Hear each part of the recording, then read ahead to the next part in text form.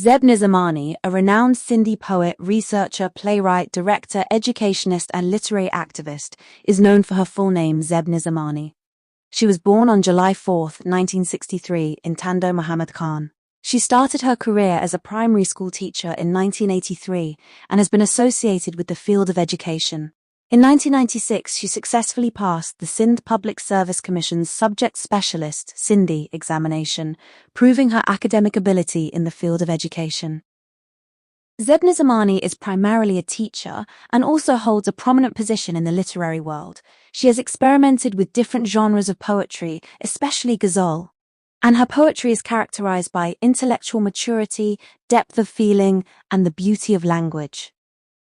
Her services for the promotion of children's literature are also valuable.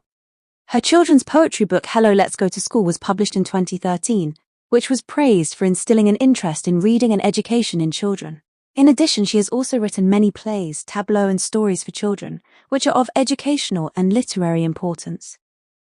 Zeb Nizamani has been continuously active in the fields of education, research, poetry, and creative literature, and is playing an important role in the growth of Sindhi language and literature through her pen. Her literary and educational services are considered an important addition to Sindhi literature.